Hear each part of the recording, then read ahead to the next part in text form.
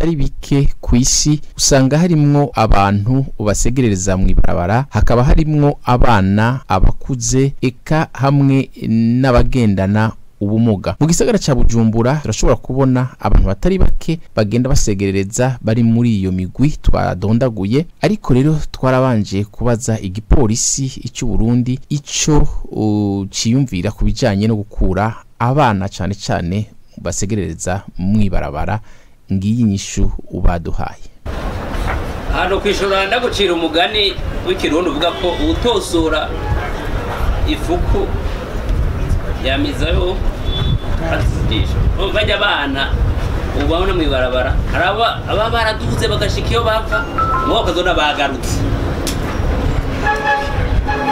Rero twebwe ico dukora dufatikanije na administration iyo twabegeranije tubafata twarungika ruguru mugabo uzubona baciye mu ryahumye administration ko benshi bajya bana bamwe barabusanga bavuga ko batagira base batagira banyina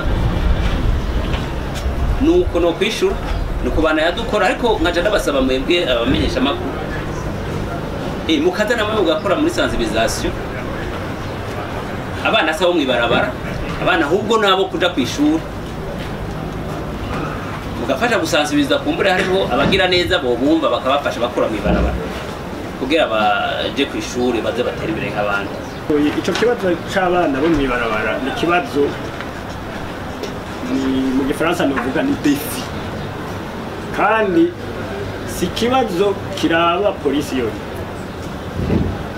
ni kibazo gitegerezwa kurabwa na polisi, abajeje intwaro, ku gihugu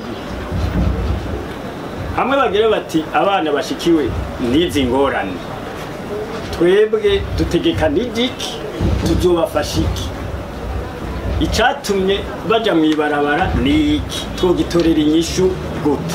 Twarabajije abarundi kugira ngo tumenye nimba bibaza yuko no mu bihugu biteye imbere hoba harimwo abantu basegerereza ku mabarabara canke barara ku mabarabara. Inyishu twaronse reka tuzibashikirize, hanyuma twongere tubabwire n'ivyo twabonye aha mu gisagara ca Seattle aho dusanzwe dufise icicaro cacu. Oya nibaza hatabariho. Bariyo. Yego. Nibaza ko babariyo.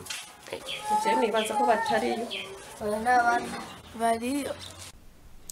Ego bariyo mu gisagara ca Seattle aho dusanzwe dufise icicaro cacu. Benshi muri bo n'abantu bahumuye basaba basegerereza mu mabarabara, kandi benshi rero bakaba badafise aho bakika umusaya.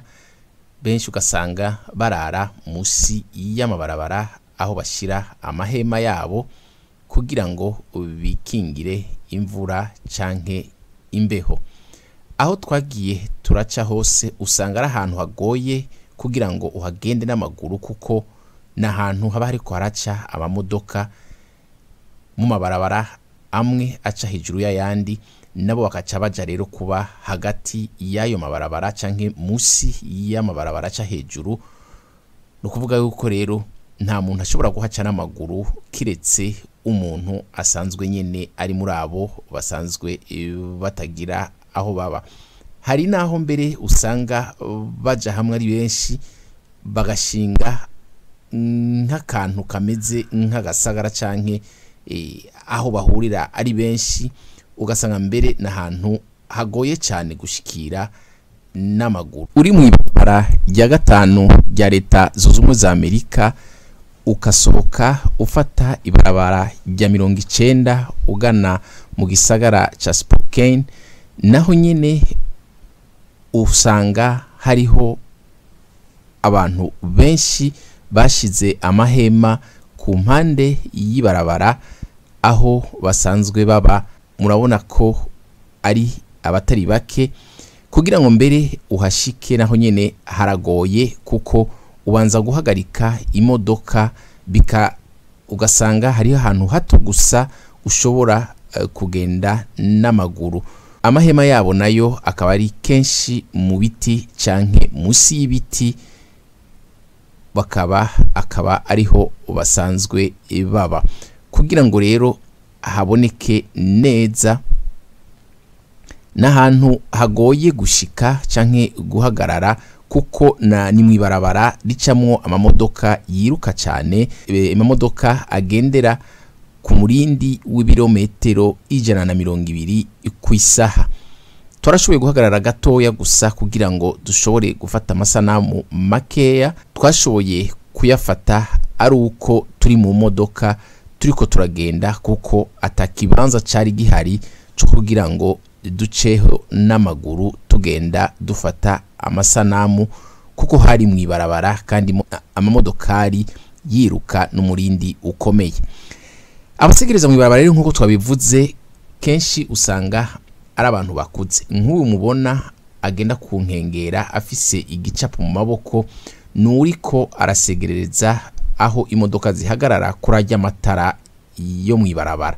Mu gihe rero imodoka zihagaze aca agenda ku madirisha asegerereza, abafise ico batanga bakamuhereza, abadafise nabo bakaguma mu modoka zabo n'ibiyo vyugaye.